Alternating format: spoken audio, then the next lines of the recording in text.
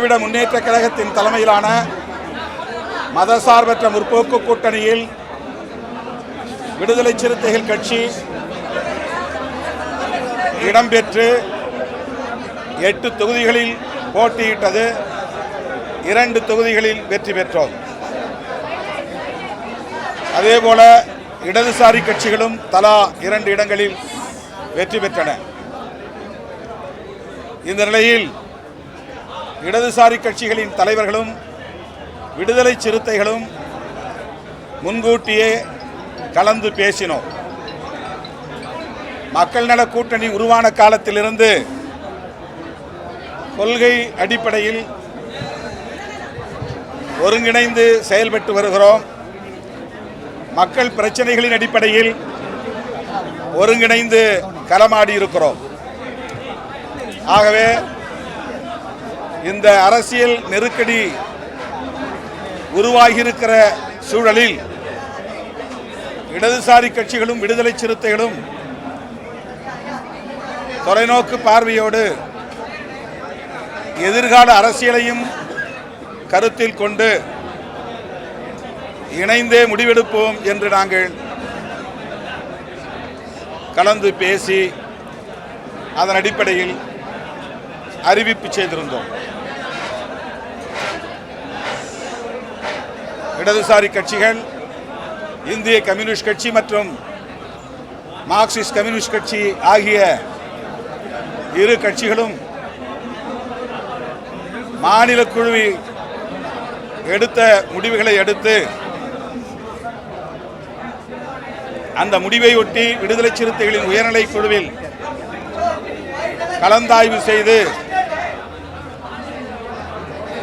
அவர்களின் ஒப்புதலோடு முடிவை அறிவிப்பதென்றும் திட்டமிட்டிருந்தோம். அதன்படி நேற்று 8ஆம் தேதி மார்க்சிஸ்ட் கம்யூனிஸ்ட் கட்சியும் இந்திய கம்யூனிஸ்ட் கட்சியும் தாவேகாவுக்கு ஆட்சி அமைப்பதற்கு ஆதரவளிப்பது என்ற முடிவை எடுத்தார்கள். அந்த முடிவை முன்வைத்து விடுதலை சிறுத்தைகள் கட்சியின் உயர்நிலை குழு கூட்டம் நேற்று மாலை 6 மணிக்கு ஜூம் இணைப்பு வழியாக நடைபெற்றது. 30க்கும் மேற்பட்ட தோழர்கள் அங்கம் வகிக்கும் உயர்நிலை குழுவில் மார்க்சிஸ்ட் கம்யூனிஸ்ட் கட்சியும் இந்திய கம்யூனிஸ்ட் கட்சியும் எடுத்துள்ள முடிவை முன்வைத்து தங்கள் கருத்துக்களை பகிர்ந்து கொண்டார்கள். அந்த கருத்துக்களின் அடிப்படையில் நிறைவாக கட்சியின் தலைவர் இறுதியான முடிவை எடுக்கிற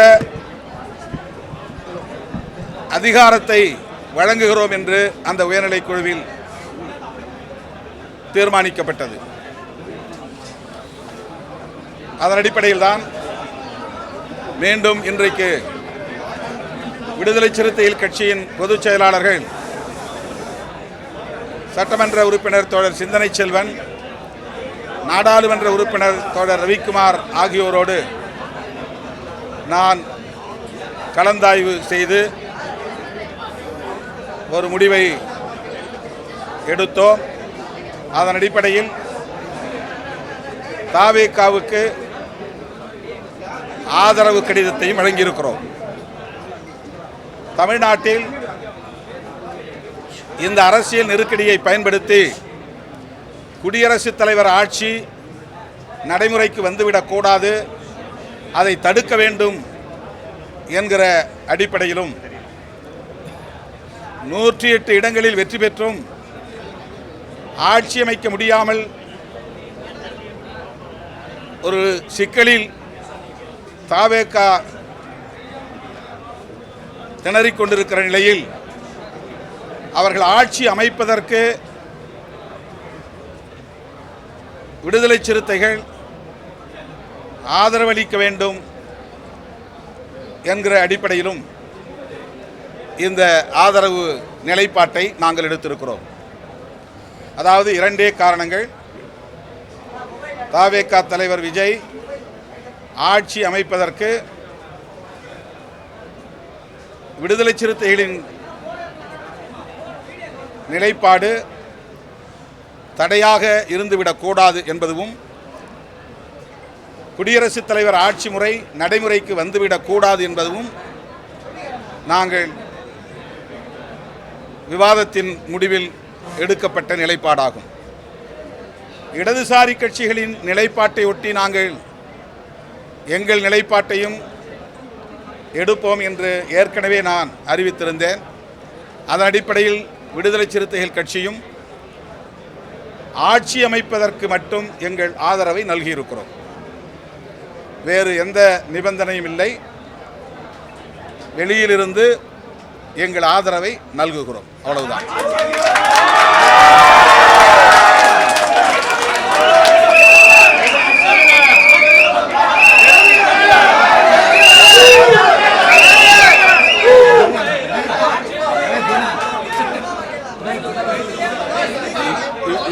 இன்றைய நிலை வரையில் நாங்கள் ஒரே விஷயத்தில் மட்டும்தான் கவனம் செலுத்தியிருக்கிறோம்.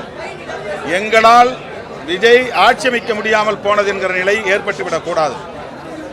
எங்களால் தமிழ்நாட்டில் குடியரசுத் தலைவர் ஆட்சி அமலுக்கு வந்துவிடக்கூடாது. இதன் அடிப்படையில் வெளியில் நின்று எங்கள் ஆதரவை நல்குவது ஆட்சி அமைப்பதற்கு உறுதுணையாக இருப்பது என்கிற அளவில் இந்த முடிவை நாங்கள் எடுத்திருக்கிறோம்.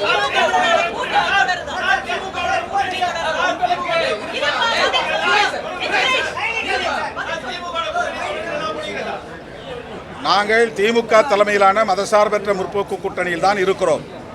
ஆனால் அரசியல் நெருக்கடியான இந்த சூழலில் ஒரு முடிவை எடுப்பதற்கு ஒரு அரசியல் கட்சி என்கிற முறையில் எங்களுக்கான சுதந்திரத்தை பயன்படுத்தி இந்த நிலைப்பாட்டை நாங்கள் எடுத்திருக்கிறோம்.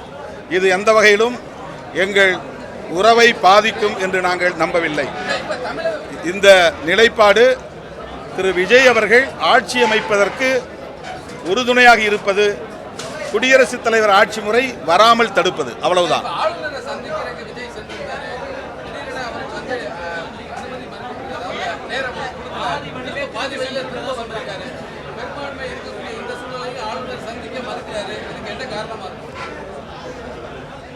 ஆளுநர் திரு விஜய் அவர்களை சந்திக்க மறுத்திருப்பது அதிர்ச்சி அளிக்கிறது. ஏற்கனவே நாங்கள் விடுதலை சிறுத்தைகள் கட்சியின் சார்பில் கூறியிருந்தோம்.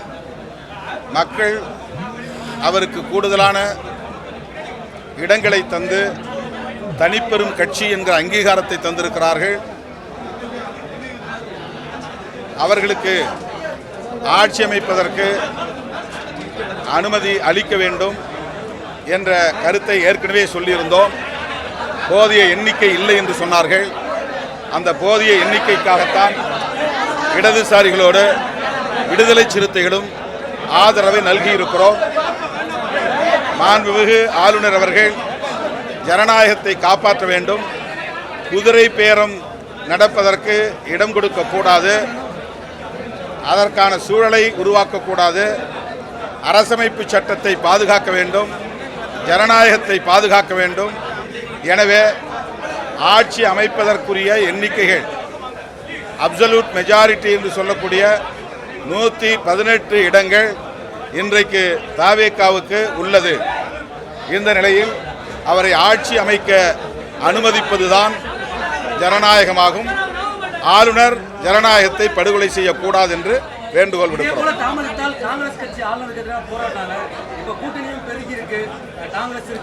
அடுத்து ஆளுநரை சந்தித்த பிறகு திரு விஜய் அவர்கள் கட்சியின் தலைமையகத்திற்கு வருவதாக சொன்னார்.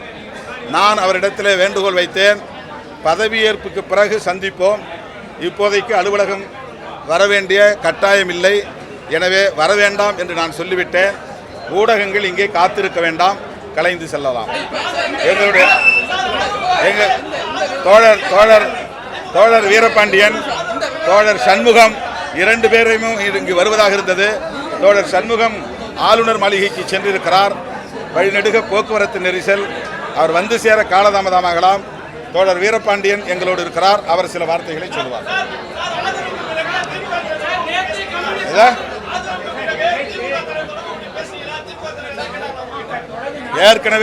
ஏற்கனவே நாங்களே முடிவெடுத்திருந்தோம்.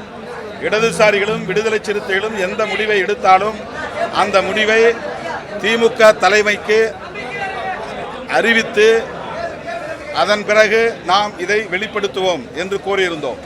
அதன்படி திராவிட முன்னேற்றக் கழகத்தின் தலைவர் தளபதி ஸ்டாலின் அவர்களுக்கு இந்த தகவலை நாங்கள் முறைப்படி சொல்லியிருக்கிறோம். நாங்கள் இந்த முடிவை எடுக்கிறோம் என்று சொன்னதற்கு அது உங்கள் கட்சிக்கான சுதந்திரம், நீங்கள் அப்படி முடிவெடுப்பதாக இருந்தால் வாழ்த்துக்கள் என்று எங்களுடைய நிலைப்பாட்டுக்கு அவர் ஓகே சொல்லியிருக்கிறார்.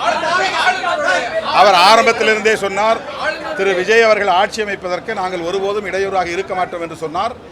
அந்த ஒரு பெருந்தன்மையான கருத்தை அவர் தொடக்கத்திலிருந்தே சொல்லி வருகிறார். நேற்றும் கூட அவர் ஆட்சி அமைப்பதற்கு காலம் தாழ்த்தக்கூடாது என்ற அறிக்கையும் வெளியிட்டிருக்கிறார். இந்த நிலையில் விடுதலை சிறுத்தைகள் கட்சியின் சார்பில் திராவிட முன்னேற்றக் கழகத்தின் தலைவர், மதசார்பற்ற முற்போக்கு கூட்டணியின் தலைவர் அண்ணன் ஸ்டாலின் அவர்களிடத்தில் எங்கள் நிலைப்பாட்டை முன்கூட்டியே அறிவித்திருக்கிறோம்.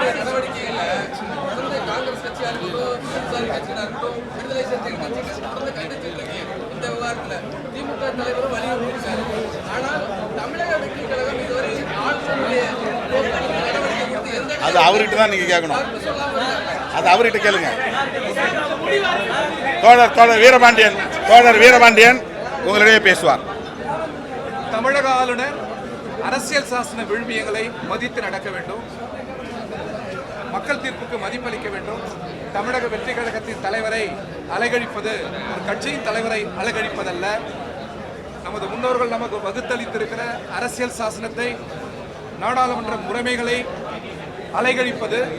எனவே இதை ஆளுநர் உணராவிட்டால் மக்களின் கொந்தளிப்புகளை அவர் உணர வேண்டிய காலச்சூழல் ஏற்படும். எனவே சட்டத்தின்படி அவர் நடந்து கொள்ள வேண்டும் என்று இந்திய கம்யூனிஸ்ட் கட்சியின் சார்பிலும் எங்கள் தோழமை கட்சிகளின் சார்பிலும் கேட்டுக்கொள்கிறோம். வணக்கம்.